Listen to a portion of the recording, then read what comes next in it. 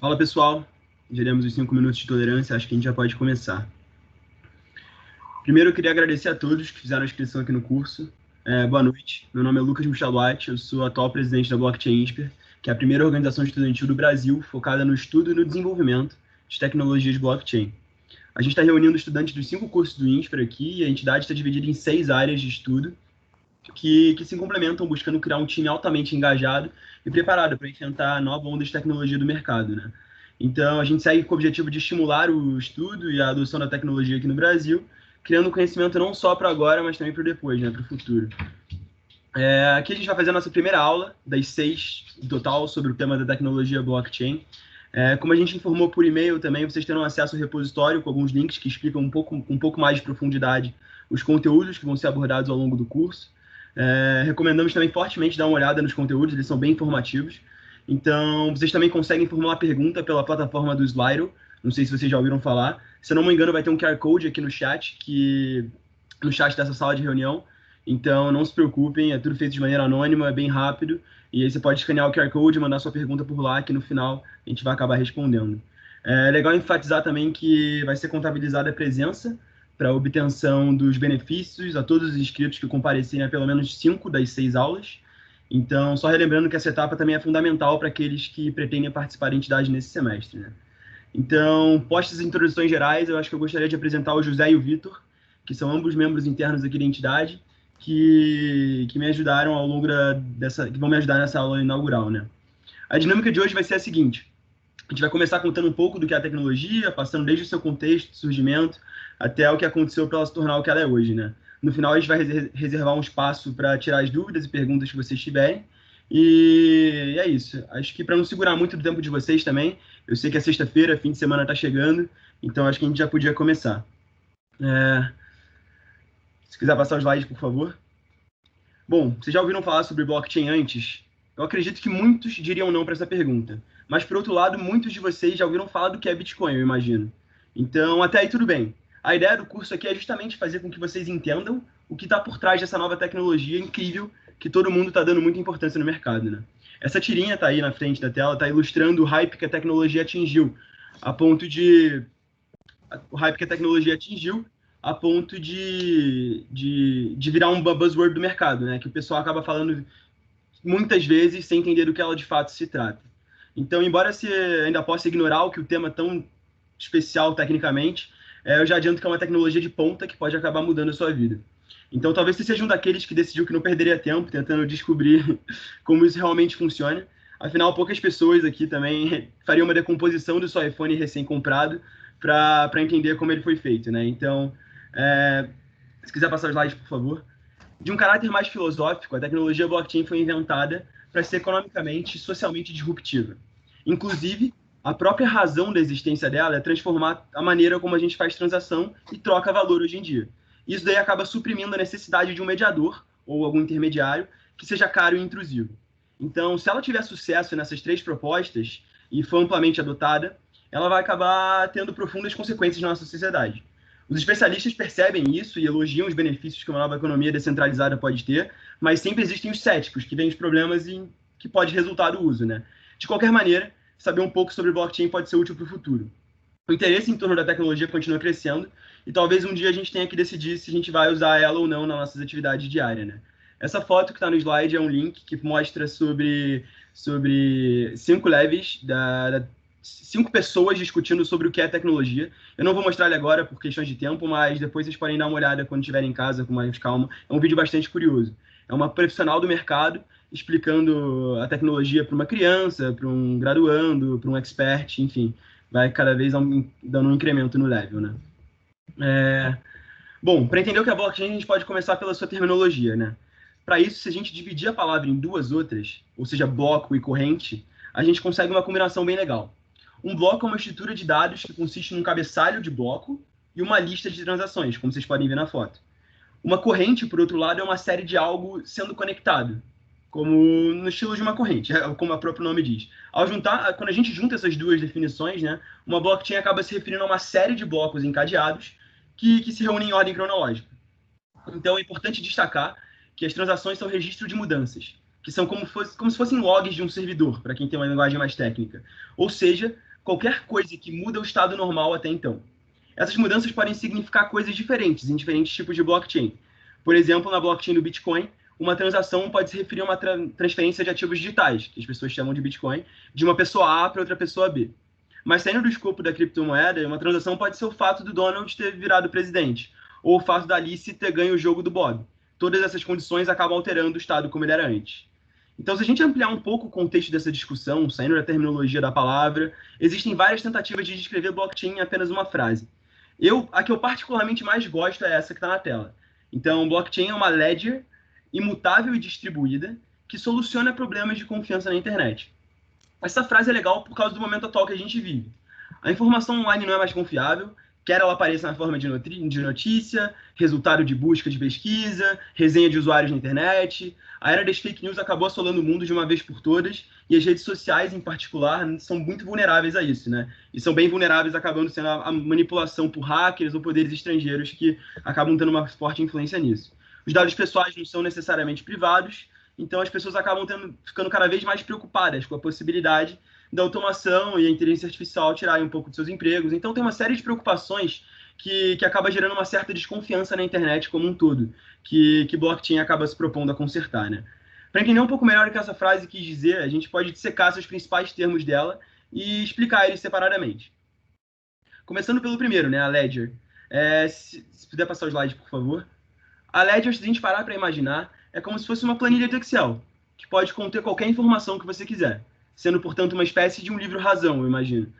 Semelhante aos cadernos de anotação das bolsas de valores antigas, né, que tinham anotação de quem comprou, quem vendeu, por quanto vendeu, e ficava aquela pilha de papel gigantesca que vocês podem ver em várias fotos.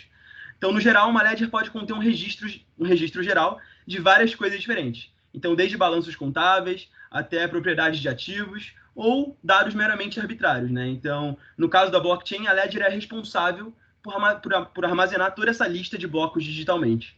Na foto vocês podem ver uma demonstração de uma ledger, né? A Alice possui $500, o Bob 10 e o Charlie 1000. Então, é basicamente um registro geral que armazena algum tipo de informação.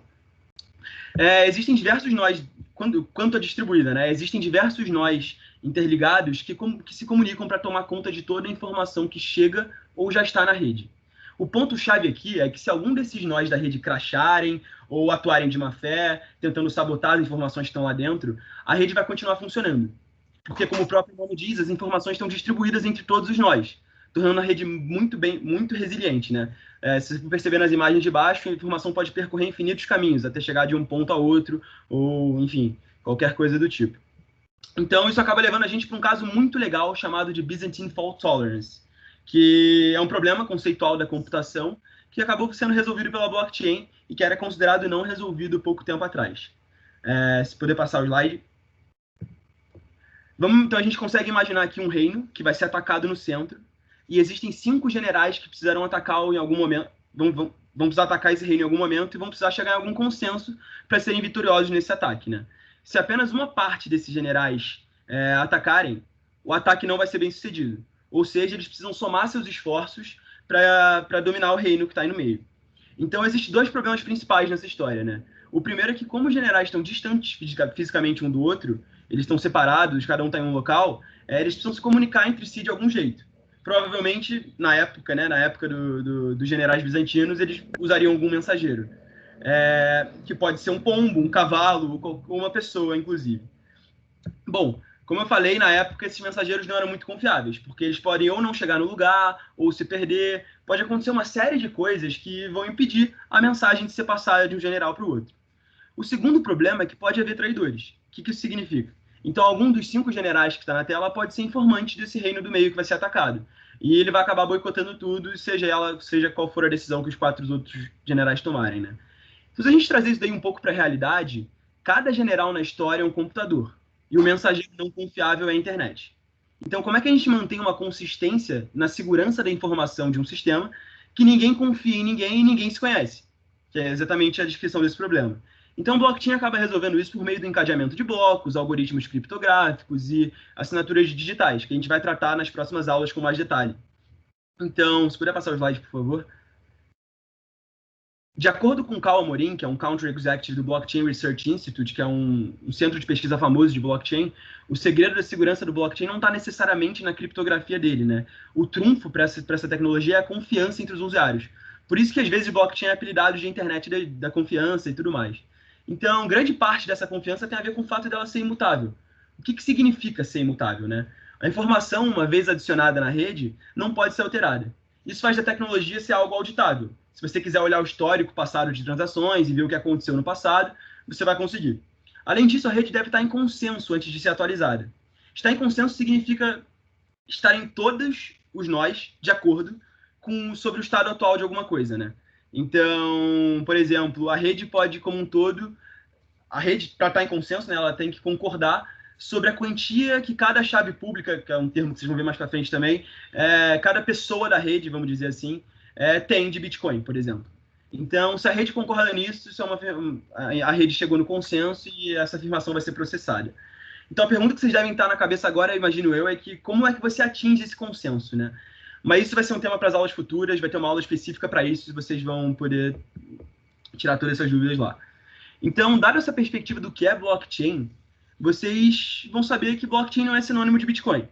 Bitcoin, portanto, é a primeira criptomoeda mais famosa do mundo. Então, grande parte disso pode ser pelo fato de que ela foi a primeira implementação em larga escala de blockchain. Então, muitas pessoas, eu inclusive, quando comecei a estudar o assunto, me confundia bastante com os dois termos, né? Os dois começavam com B, um mercado cheio de buzzword, então, o que é cada coisa, né? Então, dado que Bitcoin é a primeira implementação em larga escala de blockchain, ele foi permitido por essa tecnologia. Então, o Bitcoin não existiria se não tivesse um backup de uma tecnologia tão importante que está vindo aí para ficar, né? Então, agora eu queria passar a palavra para o José e para o Vitor, que vão explicar um pouco de como tudo isso surgiu e explicar dando um pouco do contexto histórico para vocês. Obrigado. Boa noite, gente. Obrigado, Lucas. Eu sou o José. E, bom, agora que o Lucas deu um overview para a gente do que é um pouco da blockchain e da diferença que a gente vai aprender aqui durante o curso sobre blockchain e Bitcoin, eu acho que a gente podia começar, para entender um pouco da história, definindo o que é uma moeda. A gente sabe que existem diversas definições do que é uma moeda, e se eu perguntar para vocês, cada um provavelmente vai me dar uma definição diferente. Mas a gente pode definir ela desse jeito, que é basicamente qualquer coisa com uma característica que garante o seu uso em alguma transação. E outra coisa que a gente precisa entender aqui é que dinheiro e moeda eles não são sinônimos. O dinheiro ele é um tipo de moeda, ele é uma moeda padronizada, que tem uma origem atestada, como uma nota de 50 reais, por exemplo. Uma nota de 50 reais, ela é padronizada, ela tem alguns mecanismos de segurança e algumas marcas que atestam sua origem, como, por exemplo, a assinatura do ministro da Economia. Falando um pouquinho agora da história das moedas, a gente sabe, e isso é bem comum todo mundo saber, que as primeiras moedas eram basicamente alguns produtos que tinham um valor de uso e representavam coisas para determinadas sociedades ou determinados grupos.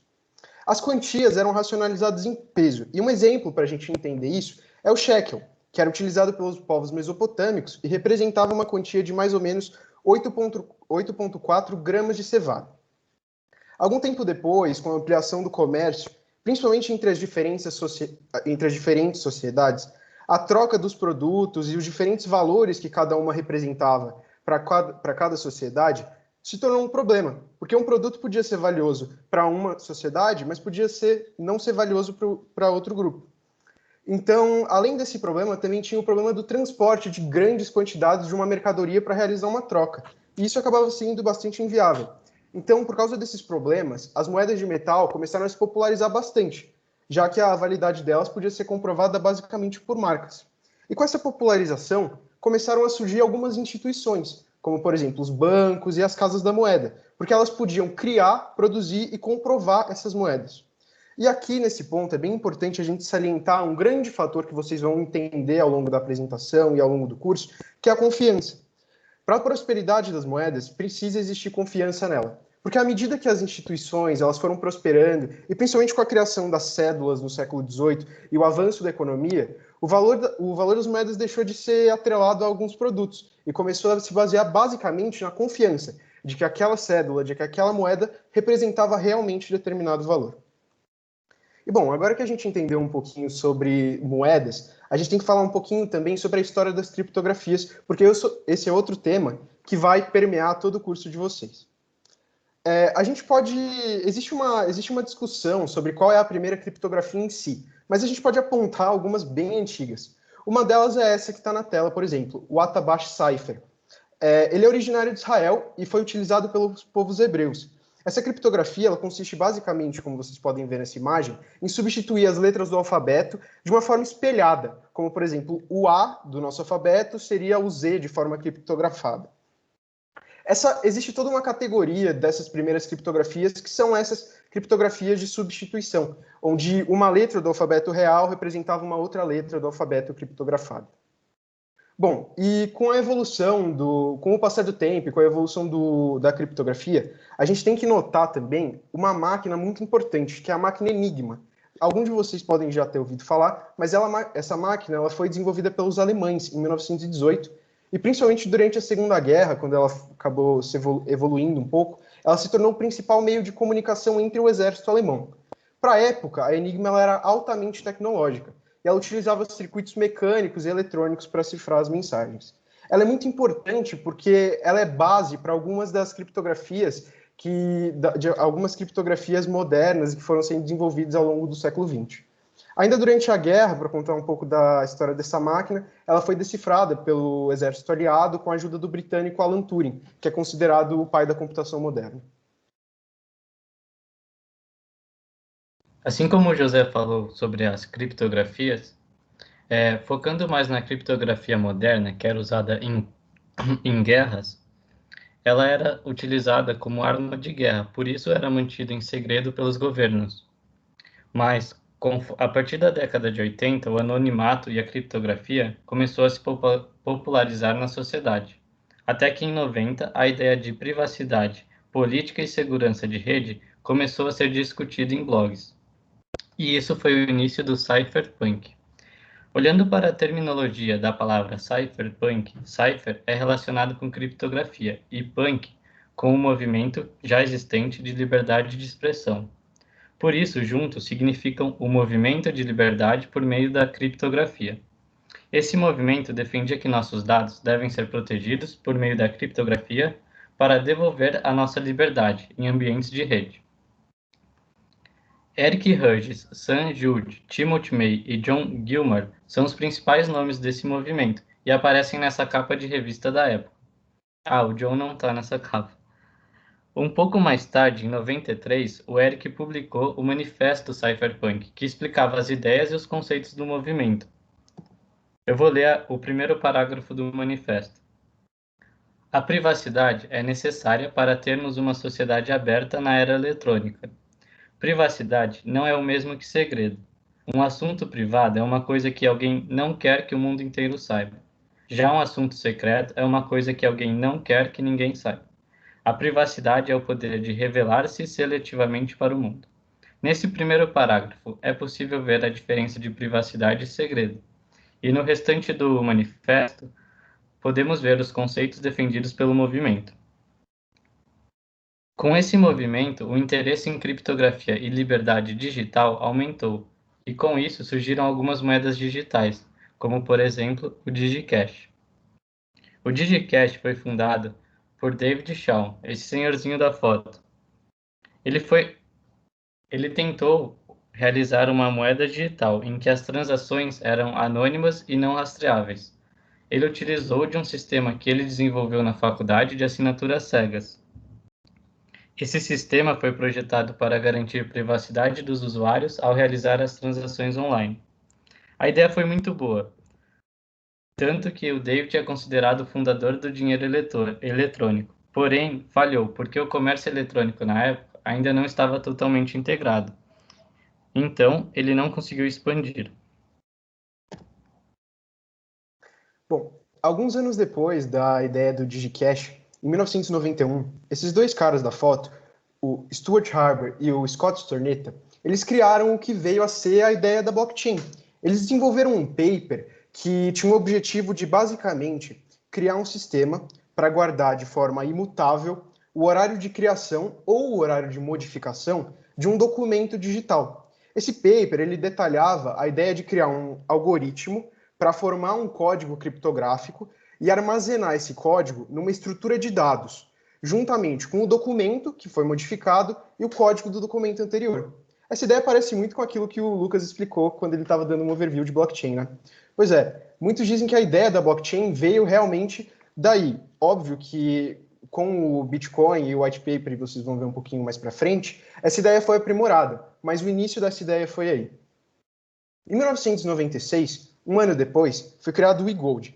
Ele era uma moeda digital e era lastreado em ouro. Ela foi o primeiro sistema monetário digital que foi bem sucedido, lá em 1996. Na época, ele acabou ficando bem conhecido e ele chamou a atenção de muita gente, inclusive alguns golpistas que começaram a aplicar alguns golpes de phishing, que caso vocês não saibam, os golpes de phishing são aqueles em que você recebe um e-mail de uma pessoa que diz ser uma empresa, e se você não tomar cuidado, você pode acabar cedendo alguns dados e acabar sofrendo um golpe. Por conta disso, um juiz americano decretou o fim do e-gold, e o sucesso dele fez parte do fracasso. Essa frase resume bastante o que foi o e-gold. Um ano depois, novamente, em 1997, em 1997, foi criado o Hashcash, pelo Adam Back. Esse era basicamente, foi a primeira vez que um sistema de prova de trabalho foi utilizado. O que é um sistema de prova de trabalho, vocês vão ver em detalhes nas próximas aulas, porque é um dos pontos principais das criptomoedas e da blockchain.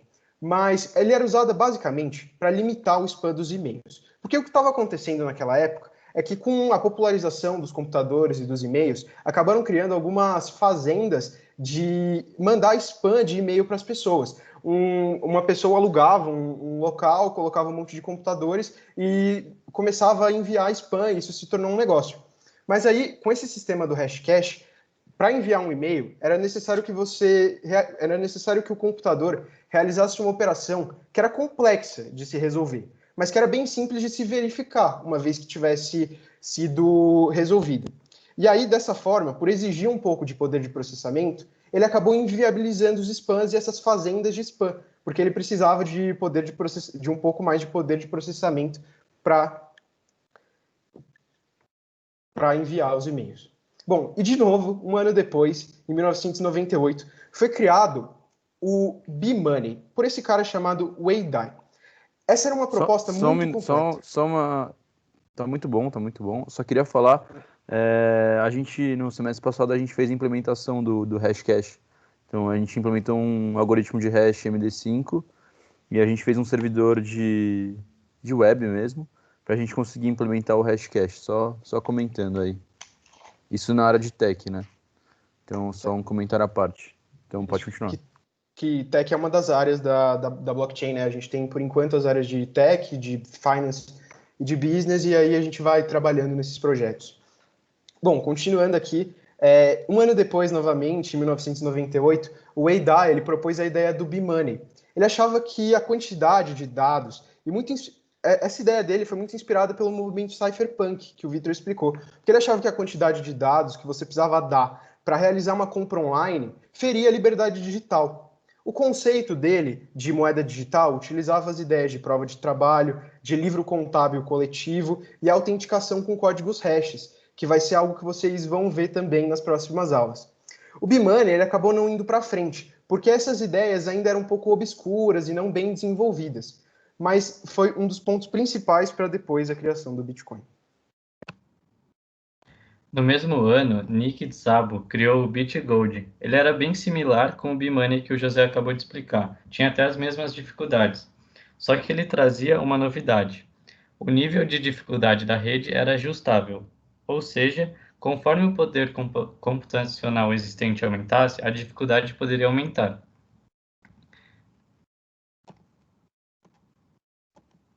Agora eu vou falar um pouco da crise de 2008.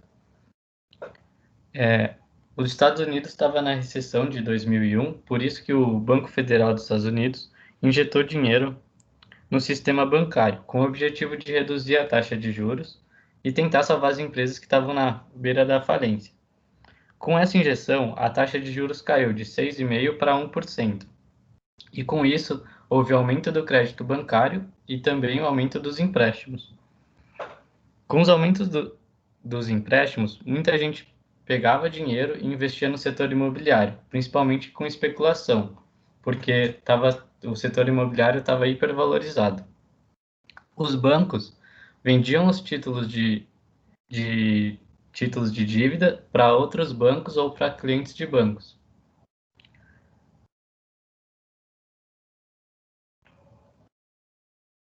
O pior é que muitos desses títulos estavam associados a pessoas que tinham rendas baixas e não tinham chances de pagar essas dívidas. E os bancos vendiam esses títulos juntos com títulos bons. Quando a economia americana aparentou estar recuperada da recessão, o Banco Federal reduziu as injeções de dinheiro, e com isso a taxa de juros aumentou novamente. O resultado foi a diminuição da demanda por imóveis e o crescimento do número de inadimplências. Assim, as hipotecas acabaram não tendo a liquidez esperada, ou seja, houve uma quebra na economia. Tudo isso para falar sobre a confiança dos bancos. Antigamente, todo mundo tinha 100% de confiança nas instituições e nos bancos. Mas depois dessa crise, todo mundo ficou com o pé atrás, visto que esses bancos estavam vendendo títulos de alto risco, com retorno alto, mas com um nome de baixo risco. E esse foi o timing perfeito para a publicação do white paper do Bitcoin. Em 2008, no dia 31 de outubro, Satoshi Nakamoto publicou o white paper do Bitcoin. Nesse white paper é explicado o consenso, a moeda descentralizada e a não necessidade de uma terceira parte confiável nas transações, o que é os bancos, que estavam totalmente sem confiança naquele momento. Por isso a popularização do Bitcoin. Um pouco depois, em 22 de maio de 2010, ocorreu o Pizza Day. É a primeira compra física utilizando o Bitcoin. Esse homem da foto, ele ofereceu 10 mil Bitcoins no fórum Bitcoin Talk para quem entregasse 2 pizzas de uma pizzaria para ele. Além de que um programador da Califórnia comprou as pizzas e entregou para ele. Na época, um Bitcoin valia 0,0041 centavos de dólar, o que significa que os 10 mil Bitcoins valiam 41 dólares, o preço das pizzas. Quanto vocês acham que ele pagaria nessa pizza hoje? Essa pizza hoje custaria mais de 100 mil dólares. Ele fala que não se arrepende muito, mas não sei se é verdade. Como o projeto do Bitcoin foi para frente e foi muito popular, todo mundo queria saber o criador. Então a comunidade criou algumas teorias, visto que o usuário Satoshi Nakamoto, que fazia as publicações no site, sumiu. A primeira teoria é de que Dorian Nakamoto seja o criador. Por quê? Porque ele tem o nome de batismo como Dorian Satoshi Nakamoto. Ele foi um desenvolvedor de software para o governo norte-americano e se tornou libertário. Ele nega ser o criador e várias vezes pronunciou o nome errado, Bitcoin. E também não é inteligente usar o próprio nome para ser anônimo. Outra teoria é que seja Hal Finney.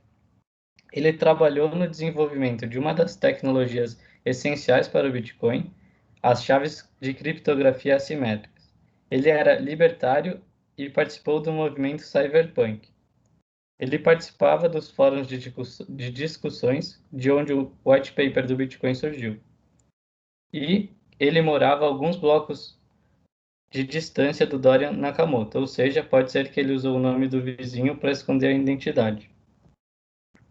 Mas a gente nunca vai saber. Ele morreu em 2014 e todo o dinheiro que ele ganhou nas criptomoedas ele investiu em criogenia, ou seja, o corpo dele está congelado e pode ser que ele seja revivido. A terceira teoria é que seja Nick Szabo, ele que criou o BitGold, que também é uma moeda descentralizada, e os white papers continham palavras e frases muito parecidas. Um grupo de linguística forense também avaliou isso.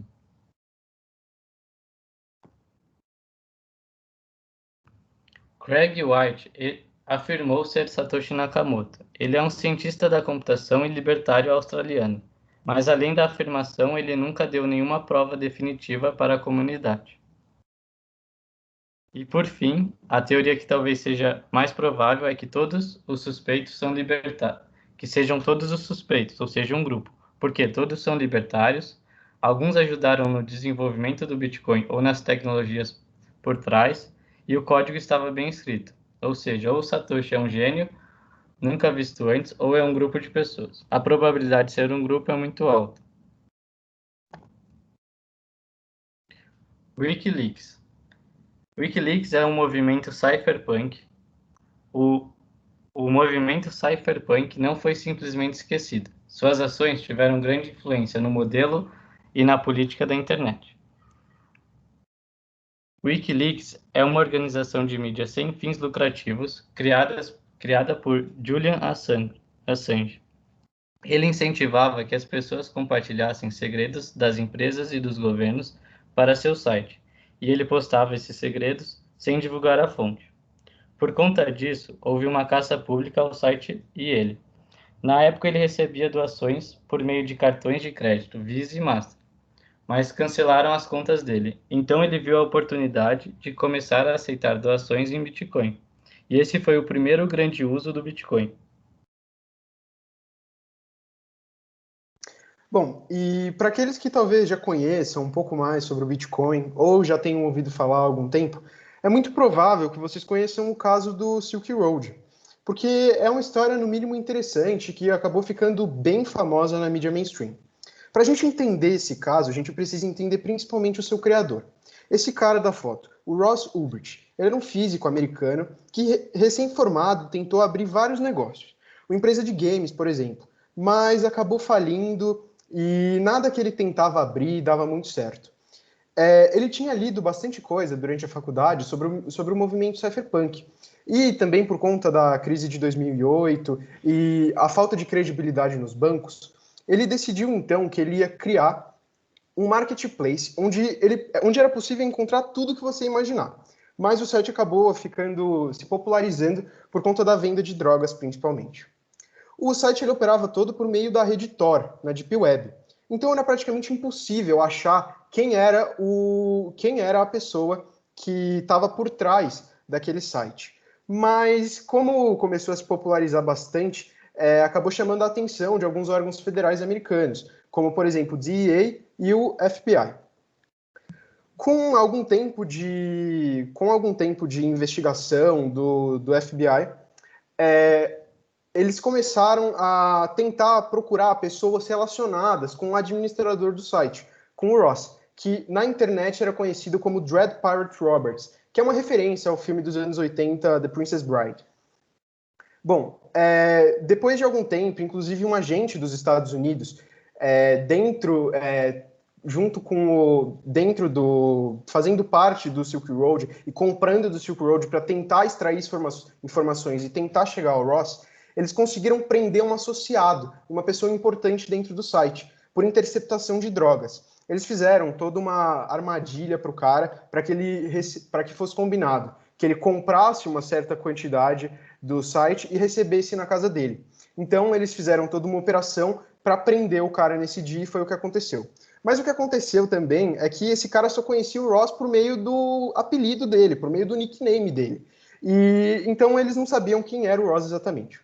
Depois de mais algum tempo de investigação, eles acabaram descobrindo um servidor na Finlândia que continha todo o site, todo o Silk Road. Então eles conseguiram reproduzir o Silk Road e conseguiram ter um acesso privilegiado dentro do site e ver tudo que o Ross tinha feito e tudo que o Ross fazia. Mas eles ainda não sabiam quem era o Ross e que o nome dele era Ross Ulbricht. Depois de mais algum tempo de investigação e várias pessoas presas, eles finalmente encontraram um post no Stack Overflow que tinha o Stack Overflow é um fórum muito conhecido de discussão e de programadores. E tinha o Ross, ele não era muito conhecido por ser um bom programador. Ele era um físico que se interessava muito por computação, tanto é que fez tudo isso. mas o código dele ficou famoso por ter uma série de falhas, porque era um pouco remendado. Então, ele acabou fazendo uma pergunta relacionada à rede Tor, e eles conseguiram ver que quem fez essa pergunta era o Dread Pirate Roberts. E no post, no Stack Overflow, tinha um e-mail relacionado ao perfil, que era rossulbricht@gmail.com. Então, eles descobriram finalmente quem era o Ross, e depois de toda uma operação, eles conseguiram prender o Ross. E o Ross foi a julgamento, ele recebeu uma pena de prisão perpétua, ele está preso hoje, mas, inclusive, existe um movimento dentro do mundo dos libertários para libertar mesmo o Ross, porque eles acham que prisão perpétua não era necessário, e a juíza também já afirmou que muito do porquê que ela deu a prisão perpétua, além de todos os crimes que ele cometeu, foi porque ela queria dar isso de exemplo para que ninguém mais fizesse isso. Alguém já assistiu essa série, Como Vender Drogas Online? Ela fala muito, muito da história que o Rafael acabou de falar para vocês. É uma série muito boa. E ela também utiliza da tecnologia blockchain e do Bitcoin. Bom, e vamos falar também de outro case muito importante e que ficou muito conhecido, que é o case da Mt. Gox. A Mt. Gox, ela começou em 2006 e ela era uma plataforma para negociar cartas de Magic online. Tanto é que Mt. Gox significa Magic the Gathering Online Exchange. E em 2010 vem um cara chamado Mark Karpels, que viu o potencial no Bitcoin e em todas as criptomoedas que estavam surgindo e decidiu comprar a empresa e transformar ela numa exchange, que, para quem não está muito familiarizado com o termo, é uma corretora de criptoativos. Em algum tempo, a Mt. Gox se tornou a maior exchange do mercado e, em determinado momento, ela operava cerca de 70% de todas as transações do Bitcoin. Mas em 2014 veio um grande problema. Depois de alguns meses dos clientes reclamando e de uma série de maus funcionamentos no site, eles descobriram que a empresa estava sofrendo uma série de ataques hackers e cerca de 850 mil bitcoins foram perdidos. E esse valor já representava, na época, cerca de 450 milhões de dólares. O Mark, o representante da empresa, ele foi o principal acusado por ter roubado os bitcoins. E a Mt. Gox acabou declarando falência e recebendo centenas de processos e acusações dos seus clientes que ficaram sem todo o dinheiro. Um ano depois, mais ou menos, em 2015, com as investigações inconclusivas nos Estados Unidos, o Mark acabou sendo preso por manipulação de dados digitais. Mas a investigação acabou continuando. E em 2017, algumas autoridades americanas conseguiram concluir as investigações e encontrar o real culpado, que era um russo chamado Alexander Vinnik. E eles descobriram que ele tinha recebido cerca de 90% das bitcoins que tinham sido roubadas da Mt. Gox. Esse foi um dos grandes escândalos do início da década de 2010 relacionado ao Bitcoin e foi uma das primeiras grandes quedas no valor do Bitcoin. E por isso a importância desse case para a gente entender toda a história do Bitcoin e das criptomoedas relacionando com a blockchain. Alguns outros hacks que aconteceram foram o da CoinCheck, que é importante citar, porque por mais que não seja uma criptomoeda tão conhecida, foi essa criptomoeda chamada Shen, foram roubadas mais ou menos 1 bilhão de criptos dessa, o que era o equivalente a 533 milhões de dólares na época. E é considerado, então, o maior roubo da história de criptomoedas, superando até mesmo o caso lá da Mt. Gox. E por fim, é importante a gente citar também um hack um pouco menos conhecido, que é o do Bitcoin Gold. Ele não tem, tirando o nome, nada a ver com o Bitcoin, é uma outra rede. Mas para a gente entender esse hack, a gente precisa entender o que é um problema de gasto duplo. O problema de gasto duplo, nas próximas aulas, eu falei isso bastante, mas realmente nas próximas aulas, vocês vão entender com calma e com clareza o que é esse problema. Mas só para vocês conseguirem entender o que aconteceu, é como se um usuário pudesse gastar o dinheiro mais de uma vez. E para que isso acontecesse, para que isso aconteça, o usuário precisa ter um poder de processamento igual ou maior que 51% de toda a rede. E o poder de processamento da rede costuma ser muito grande. Quanto mais pessoas fazem parte daquela rede, maior o poder de processamento dela. Mas como o Bitcoin Gold era uma rede pequena na época, um usuário conseguiu ter um poder de processamento um pouco maior do que a rede completa. Isso é muito raro de acontecer. No Bitcoin, por exemplo, é quase impossível que isso aconteça. Mas isso acabou acontecendo na rede do Bitcoin Gold e o hacker conseguiu os 51% do poder de processamento e roubou mais ou menos o equivalente a 18 milhões de dólares. Vocês podem estar se perguntando por que a gente está falando de grandes hacks e de grandes cases, mas porque isso é muito importante para a gente entender a história das criptomoedas e os erros que aconteceram para que a gente não repita eles e para que a gente possa evoluir no uso de blockchains e também das criptomoedas e da segurança das criptomoedas. Então, apesar de todos esses hacks e tudo mais, existem muitos casos famosos que foram bem sucedidos usando a tecnologia blockchain. Uma das empresas mais famosas aqui no mercado, que está usando a tecnologia bastante, está muito intensa nesse mercado, é a IBM. Ela está atacando principalmente os setores de supply chain e distribuição de mercadorias ou rastreamento de comida, enfim, alguma coisa do tipo. A ideia por trás é que ela criou um programa chamado Food Trust, em parceria com o Walmart, e vocês vão ver um pouco mais dos outros cases de sucesso que tiveram usando a tecnologia numa aula específica para isso. Só que só para dando um spoilerzinho básico, que acho que é padrão para todo mundo, o Food Trust é uma iniciativa pioneira liderada pela IBM, né, com o objetivo de aumentar a transparência e a democratização do acesso ao longo de toda a cadeia logística alimentícia, né? Então, a solução acaba viabilizando, no final, uma rápida resposta caso haja algum problema na cadeia. Então, isso reforça o ponto da tecnologia ser auditável, né? Se não tivesse isso, tivesse uma informação jogada, acho que essa informação seria muito difícil de ser captada. Enfim, se tem algum problema na cadeia, ela, além de empoderar o consumidor, permite que ele saiba exatamente o que ele está consumindo em uma fração de segundo. Então, geralmente, os alimentos que vêm por meio dessa cadeia totalmente rastreada, vêm com um QR Code, que acaba agregando valor para o consumidor final, e ele consegue rastrear qual foi o passo a passo de toda essa tecnologia. Outros casos também envolvem o Thank My Farmer, né, que a IBM está envolvida, que tem como principal objetivo fazer os consumidores de café rastrear toda essa produção de bebida da fazenda até a xícara do consumidor final. Então é mais ou menos toda essa jogada aí que trabalha então desde containers até comida. Então vários cases de sucesso foram muito bem sucedidos nesse mercado, né? Então tem alguns aí que o Vitinho vai explicar um pouco melhor. Outra grande aplicação foi na UPS, que é uma das maiores empresas de logística do mundo. Eles usaram blockchain para rastrear as mercadorias. Isso foi feito aí o rastreio fica mais otimizado e mais seguro.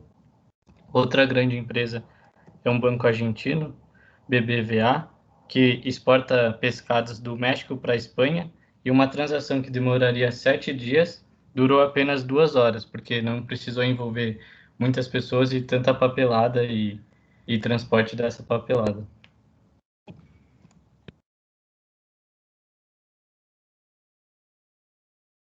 E a gente recomenda vocês assistirem esse documentário, Banking on Bitcoin, que ele também conta um pouco da história, um pouco mais detalhada do que a gente contou agora, e é muito bom. Sim, só uma coisa a mais, sobre esse documentário, ele está naquele repositório de links que a gente enviou para vocês no e-mail, né? Aquele repositório que são com links extras, que tem um conteúdo um pouco mais informativo e bem mais detalhado do que a gente pode falar em um tempo limitado de reunião, né? Então, esse documentário ele estava no Netflix, só que por algum motivo ele acabou saindo e está disponível no Vimeo. Ele é muito bom nesse sentido de você entender um pouco do contexto por trás, entender como é que todas as coisas estavam funcionando na época. Então, toda essa relação banco, criptomoedas, banco, descentralização, esse documentário aborda. Então, é uma recomendação muito boa. Esse comentário, só respondendo a pergunta, né, o conteúdo extra vai estar disponível para vocês. É um link que vocês podem ver no e-mail e vocês vão poder ter acesso a ele quando vocês quiserem e fica de recordação do curso. Acho que é mais ou menos isso. Se vocês tiverem dúvida, a gente vai responder agora, mas a primeira aula era para ser mais introdutória assim mesmo, era para ser um negócio mais não tão massivo, para que vocês entendam um pouco da pegada do curso, que é mais ou menos fazer blockchain deixar de virar uma buzzword, né? A gente quer que todo mundo saia daqui capacitado o suficiente para conseguir debater, ou pelo menos, sabe, se alguém perguntar se você sabe o que é, você poder falar que sim e conseguir debater com alguém que manja do assunto. Acho que por mim é isso. José queria falar mais alguma coisa? Só uma última recomendação também, já que a gente está dando algumas recomendações. Vários desses cases que a gente citou e vários outros também, a gente está publicando semanalmente lá no Instagram da BI. Então sigam lá, porque se vocês ficarem interessados, a gente está postando semanalmente vários cases, várias personalidades do mundo relacionado à blockchain, ao Bitcoin, às criptomoedas. E é bem interessante, é um conteúdo bem simples de se ler e fácil de entender. Sim, voltando para o curso, a gente está gravando as aulas e vai disponibilizar elas na nossa plataforma do YouTube. Então elas vão ficar gravadas com tudo que a gente falou para vocês, caso precisarem, poderem ter acessar isso lá, né? Por meio, vai ficar bem mais fácil, muito mais prático. Então, pessoal, acho que é isso. Eu estou checando. Tem 3 perguntas aqui no Slido. Quantos membros vão entrar esse semestre? Então, a gente não trabalha mais ou menos com quantidade de membros específico, né? Então, a gente não aprova, sei lá, 10 membros necessariamente. Se tiverem 2 membros bons ou tiverem 25 membros bons, a gente vai aprovar todo mundo que a gente acha que é suitable para os nossos valores, né? Então, de acordo com a nossa missão, visão e valores, a gente vai colocar isso em prática e ver quais membros estão alinhados com a gente. A gente não minera alguma cripto, tá? A gente está atualmente, nosso núcleo de finance está trabalhando em cima de um fundo simulado, que está basicamente estudando um pouco desse mercado, trabalhando mais com finanças quantitativas e tentando entender um pouco mais desse lado de criptomoedas. Mas a mineração em si, a gente não tem poder computacional para isso e é mais ou menos, acho que um pouco inviável para a gente que está, pelo menos, com máquinas, estudantes do INSPER, pelo menos. Só fazer um adendo em mineração, só para a gente vai ter uma aula disso, vocês vão entender um pouco mais a fundo. Mas atualmente aqui no Brasil não vale muito a pena você minerar Bitcoin ou algum eu não posso afirmar, eu posso falar isso para o Bitcoin, mas eu não posso afirmar para outras moedas, porque são inúmeras e eu não sei.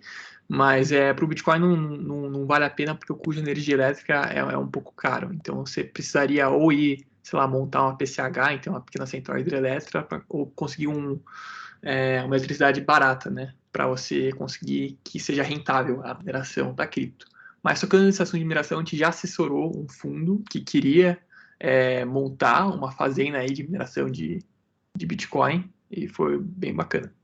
A gente não pode falar qual que é o fundo, mas foi legal e a gente teve que estudar bastante a respeito disso também.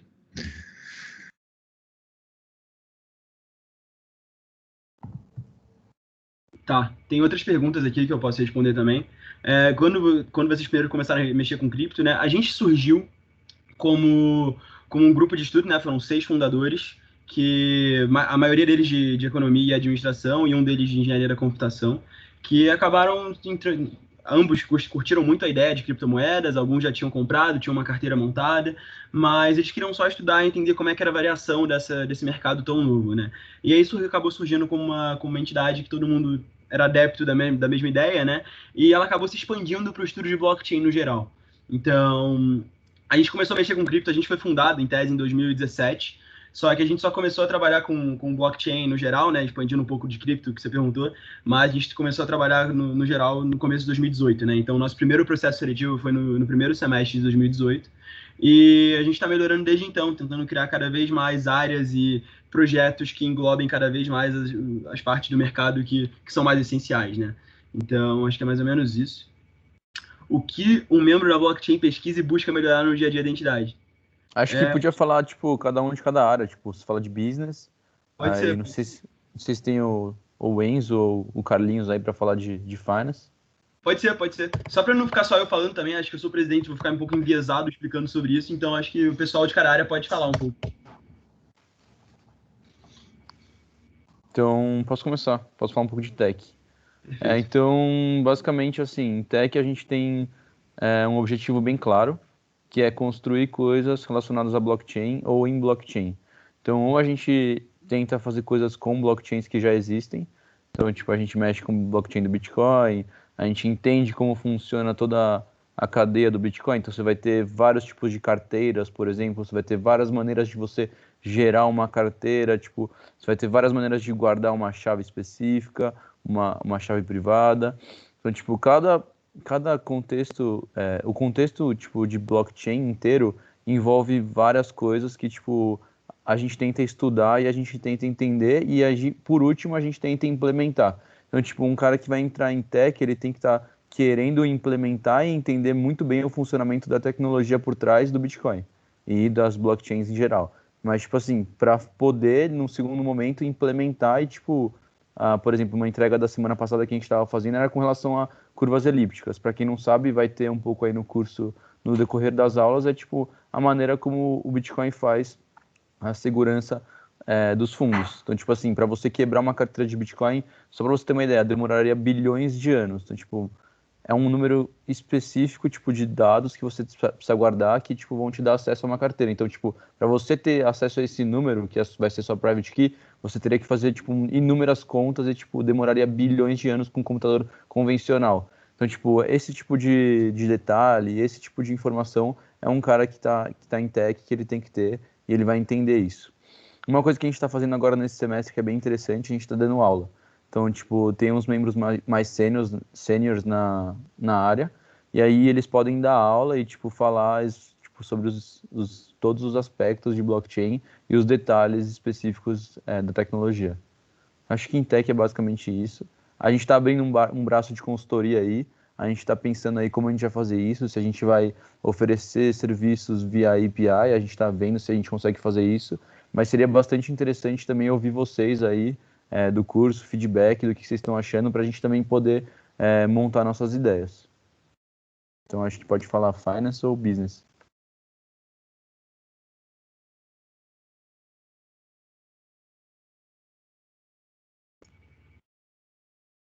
O Enzo tá aí? Oi, tô. É que eu achei Pode falar um que pouco sobre ia falar finance? business Acho que... mesmo. pode falar. Não, de boa. Então, Finance é o núcleo mais novo agora da Blockchain Insper. E, basicamente, a gente estuda o mercado de criptoativos, né? Então, principalmente depois de 2017, que teve aquela bolha do Bitcoin, muita gente começou a usar as criptomoedas como para fazer trading e até mesmo reserva de valor, negociação, e acabou que elas viraram mesmo um ativo negociável, né? E a gente, né, se aproveitamos dessa ideia e criamos o núcleo de Finance.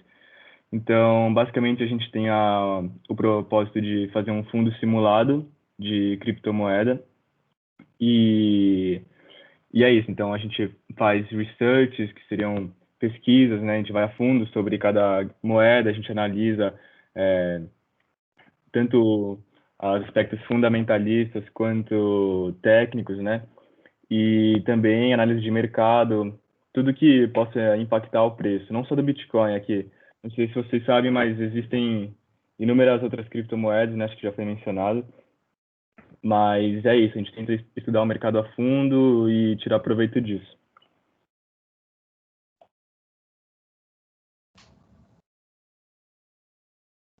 Opa, deixa eu falar agora, por fim, business, que é o último núcleo de estudo que a gente tem aqui na nossa entidade.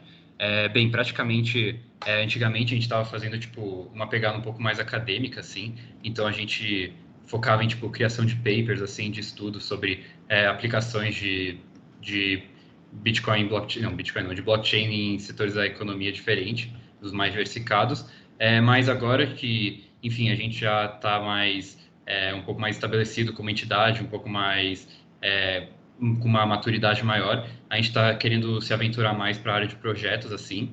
Então, na verdade, o business está tendo uma nova cara agora. A gente está, tipo, focando mais em, tipo, em ser uma área meio que comercial, assim, dentro da nossa entidade, né? Então, praticamente, o que a gente vai fazer é tentar, tipo, ver com a empresa se a gente tem jeitos de ajudar os processos dele com implementação de Bitcoin, enfim, estudar, tipo, além de estudar os setores, e aí a gente também vai fazer meio que uma integração com o resto dos membros da entidade e, tipo, ficar montando equipes, tipo, mais diversificadas e, tipo, que estudam as áreas mais diversas, assim. Então, tipo, a gente vai começar a criar, tipo, para o nosso braço de consultoria, que é o que o business está querendo ser, equipes de, tipo, com membros de finance, tech e business, para que a gente consiga, tipo, entregar trabalhos, tipo, da maior qualidade possível, entende? E, bem, eu não sei se também... Legal, Arthur.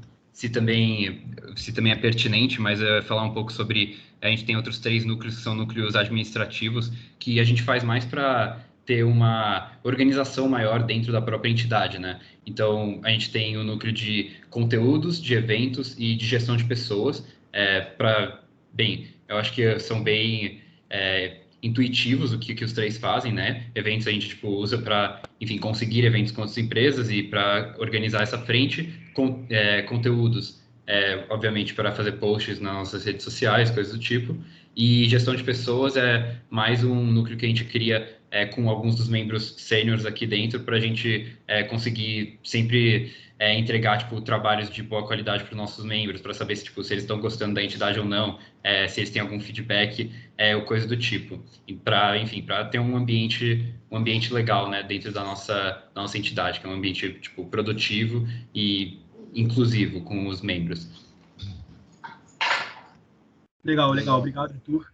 Acho que deu para ter um panorama legal sobre nossas áreas internas. Então, só para dar continuidade nas perguntas, né?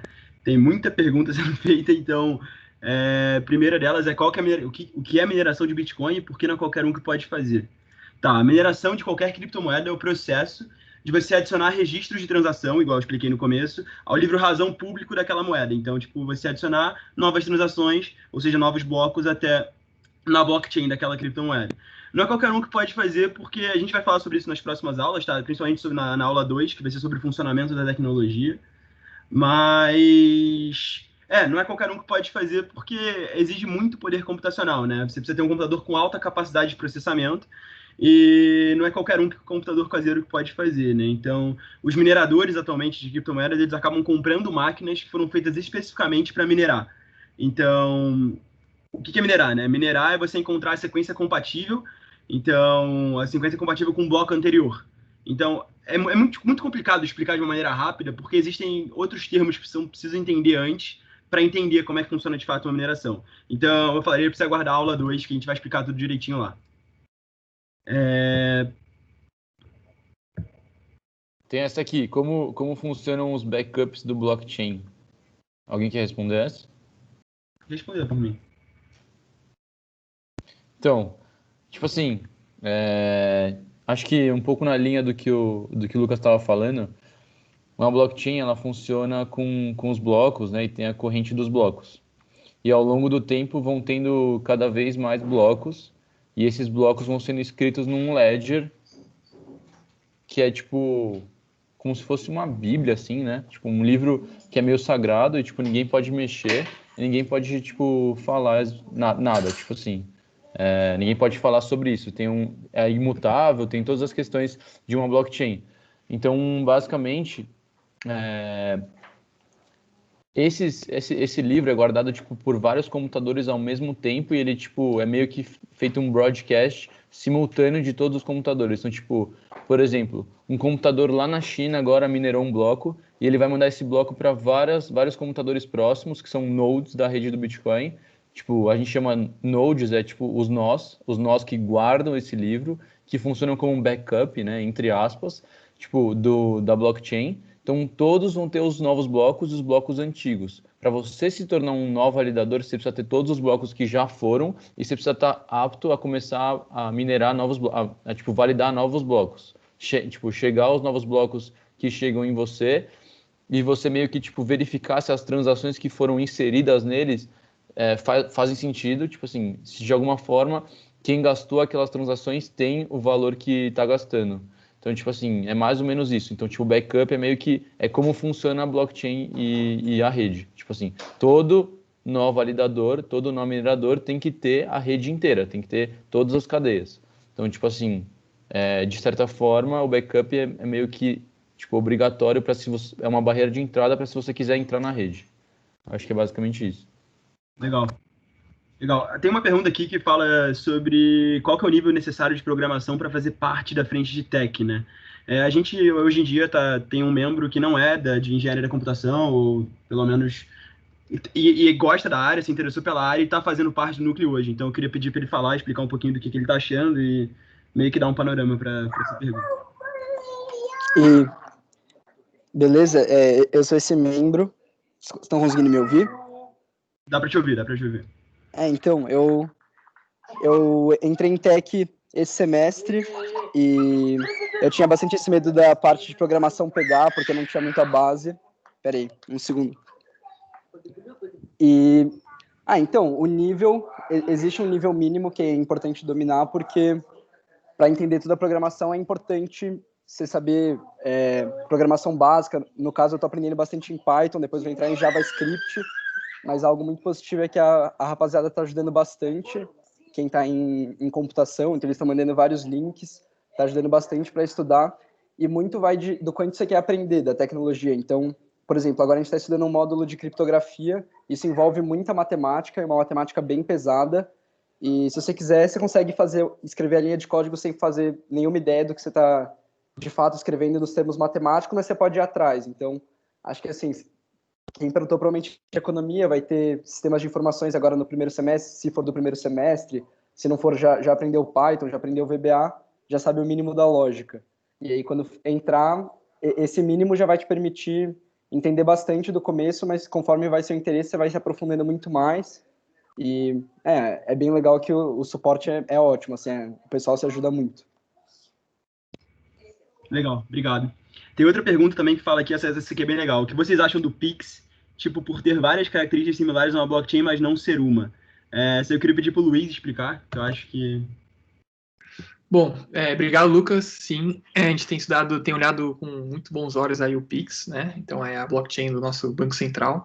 Sim, ele tem várias características que se assemelham a uma blockchain, então, poxa, dinheiro instantâneo em tese, né? Então, você consegue transferir, ele é peer-to-peer, então você transfere da sua conta para uma outra conta, você não precisa, no caso, comparando aí com o mais próximo que a gente tinha, que era o cartão de crédito, você precisava de uma subadquirente, etc, etc. Para fazer todo esse transacionamento, ele cai depois de só 30 dias. Então, no fim do dia, o Pix ele é o dinheiro virtual. Você tem R$10 aqui, eu pago R$10 para o Lucas, ele chega em menos de 1 minuto na conta dele e não tem taxa, não tem aquelas coisas igual de cartão de crédito. Quais são, então, as diferenças entre o Pix e, vamos pegar aqui a nossa criptomoeda mais famosa, o Bitcoin. O Pix, eu falei que ele não passa por um intermediário, mas ele acaba passando. Então, quem realiza todo esse processamento, então vamos fazer um comparativo aqui, quem guarda todo esse ledger de transações e quem comunica é o seu banco, né? Então, onde está guardada a sua conta, e o Banco Central. Então, como é que é o protocolo do Pix? Fala assim, cara, eu quero transferir R$10 para o Lucas. Ele vai enviar para o Banco Central, olha, Banco Central, esse cara aqui que é o conta tal, que tem isso aqui de dinheiro, quer enviar isso aqui para a conta do Lucas. O Banco Central fala, perfeito, vou fazer isso. Aí o Banco Central vai lá, avisa o outro banco, vai entrar esse tantos de reais para essa conta aqui, vindo desse cara. O outro banco fala assim, não, beleza. Isso acontece. Então, apesar de ele ter essa característica de ser peer-to-peer, ele tem um único ponto de falha, que no caso é o Banco Central, né? Se o Banco Central explodir, a rede inteira vai por água. E também, se o Banco Central quiser te monitorar, ele consegue te monitorar. Se ele quiser, por exemplo, você é uma fundação sem fins lucrativos e, sei lá, o governo não concorda com o que você está fazendo, ele pode te censurar. Então, você não é imune do governo, né, de interferir nas coisas, e também você não tem sua privacidade. Porque o Banco Central e o governo brasileiro podem muito bem estar fazendo a quebra do sigilo bancário para ver o que você está fazendo. Em contrapartida com o Bitcoin, não. Mas é mais isso. Não sei se vocês viram, mas ele foi inspirado no Bitcoin, as features dele, e em criptomoedas, que foi bem bacana e mostrou que tem gente séria que realmente admira e vê o valor nesses protocolos. Então, algo bem legal, vai ser bem interessante como é que isso vai ser desenvolvido daqui para frente. Espero ter respondido a questão. Obrigado, Luiz. Obrigado. Tem uma, só para poder respeitar a ordem das perguntas, tem algumas perguntas que foram feitas há mais de 10 minutos atrás, eu vou responder elas antes, tá? Só para poder dar a garantia. Hoje existem outras entidades de blockchain, sim, existem. A maioria das entidades de blockchain famosas, ou seja, tem grandes membros, produzem bastante conteúdo, são reconhecidas pelo mercado, estão lá fora, tá? Então, o objetivo aqui interno nosso tem como principal missão fomentar o desenvolvimento da tecnologia internamente e garantir que a gente vai virar esse centro de referência que a gente tanto quer, né? Então, mas no Brasil, atualmente, existe outra, que é nossa parceira, inclusive, chamada Crypto Junior, eles começaram bem parecido com a gente, estudando só criptomoedas, estudando finanças quantitativas, liquidez, variação e tudo mais. Então, e acabaram expandindo para projetos com empresa. O que isso significa? Então, eles não são restritos a criptomoedas hoje em dia, eles trabalham como se fosse uma empresa júnior que vende projetos focados em blockchain para as empresas. Então, é mais ou menos... Só que o problema deles é que eles não têm uma frente de tech, né? Então, eles não sabem codar em linguagem de blockchain. O que significa isso? Eles não entendem parte do protocolo, não sabem implementar uma parte do protocolo, e é isso que a gente... Por isso que a gente se destaca, né? Essa é uma das partes que a gente valoriza, que a gente tem bastante. Então... A Crypto Junior é uma parceira nossa e acaba trabalhando nessa área de consultoria estratégica para as empresas focadas em blockchain. Perguntaram também se poderia explicar sobre o processo seletivo, claro. Luquinhas, rapidinho. A gente também tem outra entidade que é parceira nossa, que é a Mercúrios Cripto, pessoal da USP. E eles têm um fundo também de criptomoeda. E se vocês pesquisarem lá, eles têm um site bonitinho já, estão rodando mesmo, tem cliente. E é isso, atualmente eles estão dando uma ajuda para a gente estruturar o núcleo de Finance, então a gente está com uma das melhores equipes em fundos de criptomoedas, né, que tem no Brasil, e eles estão todos dispostos a ajudar. Eu só queria fazer um gancho aqui, é que a Mercúrios meio que transcendeu já, né? Eles já são uma empresa, mas é um pessoal muito jovem, né? Então a galera ainda está na faculdade, mas os caras, poxa, captaram 5 milhões de reais para o fundo de criptomoeda deles. E eles são muito bons e a gente está com uma parceria muito bacana nesse semestre com o núcleo de Finance. Muito legal. Perguntaram também agora sobre o processo seletivo, posso explicar, claro. Antes da gente ter mudado essa dinâmica, como é que funcionava, né? Era a primeira fase, que hoje em dia a primeira fase de vocês seria o curso. Explicar mais fácil como é que seria hoje, né? Hoje em dia a primeira fase seria esse curso. Quando a gente acabar as 6 aulas do curso, a gente vai fazer meio que uma dinâmica em grupo e uma resolução de case. Então, a ideia por trás é meio que tirar algum tema que a gente foi falado aqui ao longo do curso e meio que dar uma expandida nele, pegar algum use case que a gente falou, alguma coisa do tipo. Eu não vou dar spoiler porque senão é vacilo. Explicar e vocês fazerem uma apresentação sobre os impactos. Tanto pode ser, aí vocês que vão definir, né? Um impacto tanto na economia, quanto no quesito social, quanto nas finanças. Então, enfim, vai ser uma apresentação em grupo e uma dinâmica que vai durar, basicamente, vai compor a segunda fase, né? E, por fim, uma entrevista com os diretores da entidade para poder alinhar os valores e tudo mais. Então, o que mudou do processo seletivo passado é que a primeira fase do processo seletivo era um questionário, então uma série de perguntas que vocês tinham que responder, e só que agora a gente decidiu tirar... As pessoas tinham acesso ao curso fundamental, né, que é esse que a gente está dando para vocês, eram apenas os trainees que entravam na entidade, né? Então, a gente decidiu abrir esse curso para todo mundo e fazer com que ele fosse a primeira fase do processo. Vocês pensam em fazer parcerias com outras ligas do INSPER, tipo de Quantitative Funds, ou a Talos, ou a Fintech? Sim, inclusive a gente está tocando um projeto desse, que são as ligas que trabalham com dados, enfim, ligas que têm um viés mais tecnológico, né, de inovação e tecnologia. A gente já está junto, já está pensando em projetos para fazer isso, vai ser bem legal esse semestre. O que mais? Vocês pensam em monetizar seus projetos? Então, isso é um BO, porque a gente não tem direito a CNPJ, né? Porque o INSPER não libera, enfim, por infinitos casos, né? A gente não pode acabar se tornando uma empresa júnior que vende projetos.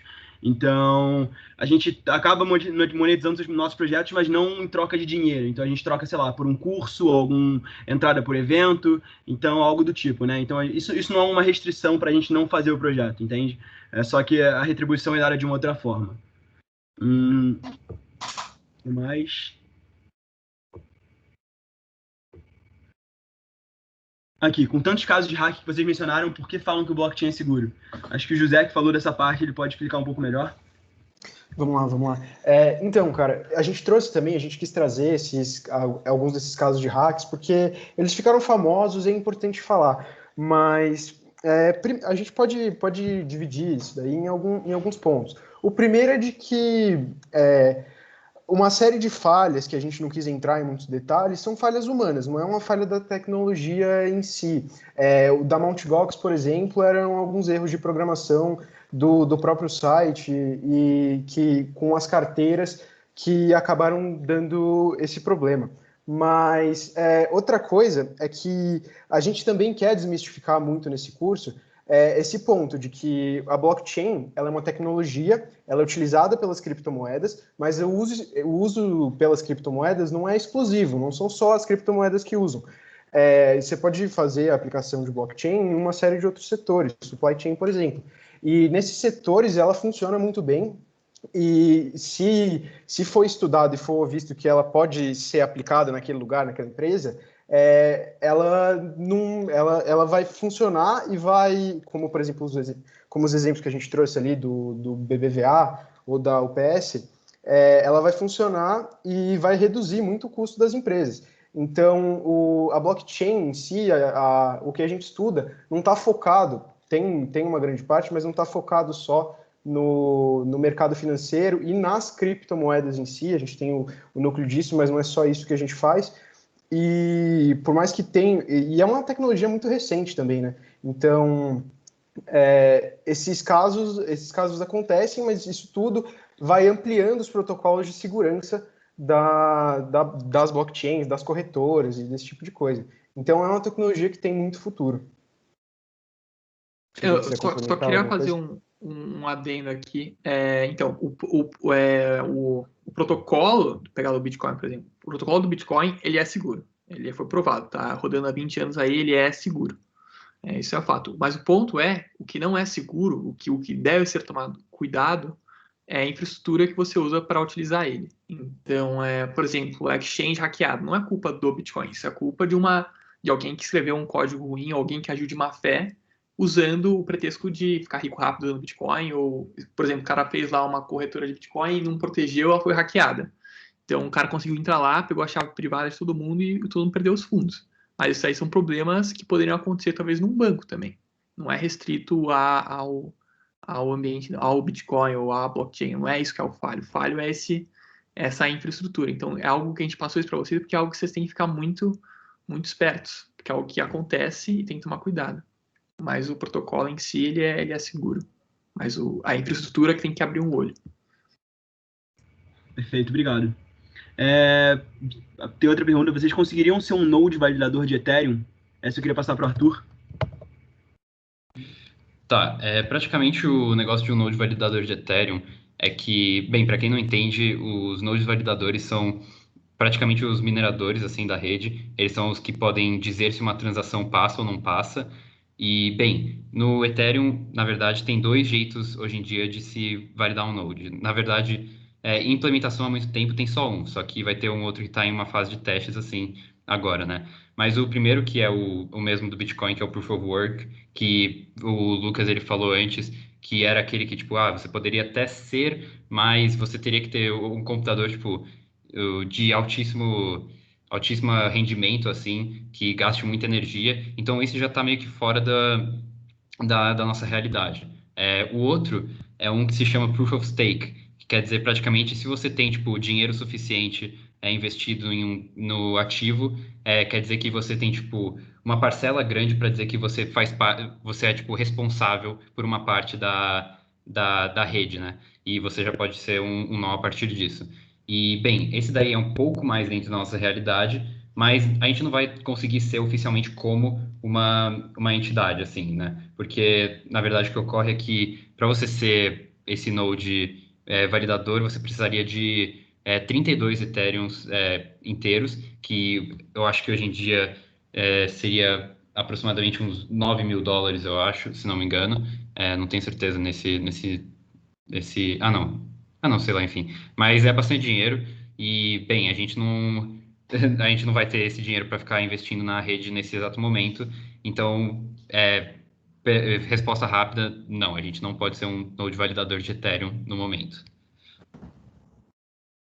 Só fazer um gancho, a gente tem um membro que fez um validador na testnet do Ethereum 2.0, né? Que vocês vão ver em outras aulas isso, mas o Ethereum ele vai mudar várias coisas. E a gente está mexendo já na testnet, então, que é uma rede de testes. E a gente está sendo um nó de Ethereum de mentirinha, né? Então, um Ethereum que não vale dinheiro, só testando o protocolo e vendo as suas peculiaridades. Mas a gente não tem um nó, como o Arthur falou. Perfeito. Acho que indo para nossa última pergunta, a gente pode... calma. Existe monopólio em Bitcoin e como funciona? Se o Enzo quiser responder essa daí também. Não, de boa. Então, como já foi mencionado, né, o Bitcoin ele precisa ser minerado, e essa mineração ela gasta muito poder computacional, especialmente hoje em dia, e cada vez mais a dificuldade vai aumentando, o que faz com que a energia gasta seja cada vez maior. Ou seja, uma pessoa com um computador caseiro acaba tornando inviável para ela minerar um Bitcoin, né? Para ela sair no lucro ia ser muito complicado, o que acabou fazendo com que pessoas criassem literalmente fazendas de mineração. Então, eles procuram lugares onde a energia acaba sendo mais barata e literalmente pegam um galpão enorme e fazem só para minerar Bitcoin e pegar nas recompensas. E o que isso acabou causando foi realmente um tipo de centralização. Então, esse é um tema muito discutido atualmente, se o Bitcoin vai virar centralizado, né? Vai ter um monopólio de mineradores. Mas a infraestrutura do Bitcoin, ela tem todos os incentivos para que não esteja esse tipo de ataque. Um ataque de um centralizador não seja lucrativo, né?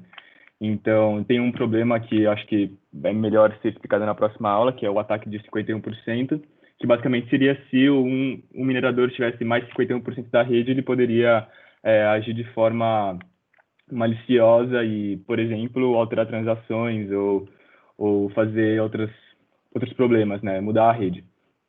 Só que a infraestrutura do blockchain garante que não haja incentivos para ele fazer isso. Como? O poder computacional que ele ia gastar de energia não ia ser lucrativo.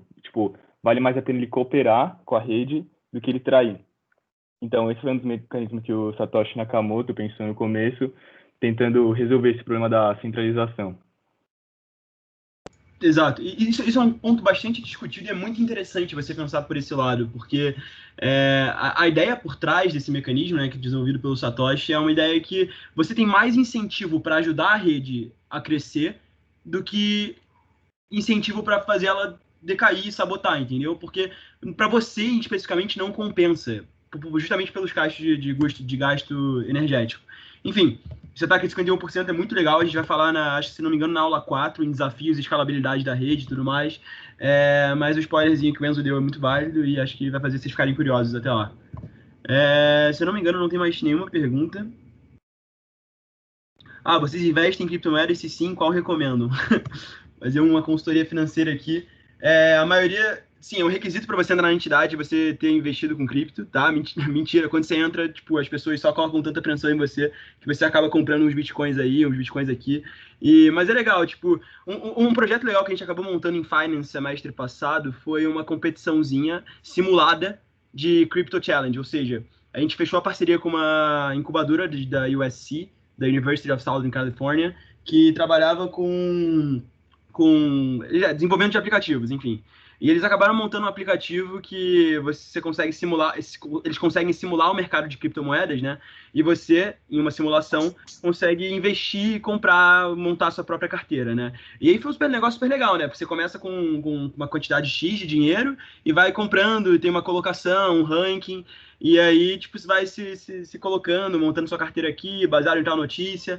É um negócio super legal pra gente aprender como funciona a dinâmica desse novo mercado, né? Porque, querendo ou não, tudo que a gente sabe de mercado tradicional, a maioria não se aplica no mercado de criptomoedas. Então, tem uma série de maneiras de você fazer o valuation de uma criptomoeda, por exemplo, que Finance estuda, e para poder, assim ter uma base para poder comprar que você acha que vale mais a pena, né? Então, a gente está pensando, inclusive, em fazer esse projeto de novo, né, essa competiçãozinha de novo. E aí, acho que foi bem legal o semestre passado. Tiveram mais de 90 inscritos na competição. E a gente acabou premiando o ganhador dela, né? Foi um moleque aleatório completo, mas valeu super a pena. Um negócio super legal para você aprender como é que funciona a dinâmica desse novo mercado. Pessoalmente, eu prefiro bastante investir mais em Bitcoin. Então, por uma série de motivos, agora com o Ethereum 2.0, talvez a gente pense em Ethereum, mas eu, pessoalmente, não é a visão de todo mundo, acabo focando bastante em Bitcoin. Bom, acho que não tem mais nenhuma pergunta. Se alguém quiser responder, dar um panorama da carteira que faz, eu acho tranquilo. Senão a gente já pode encerrar por aqui.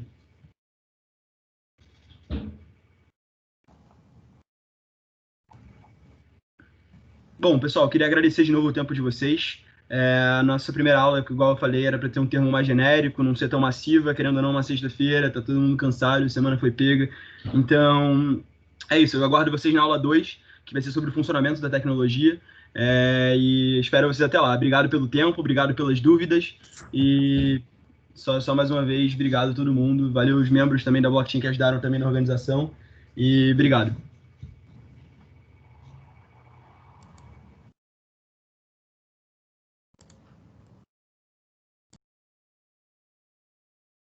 Ô, Lucas,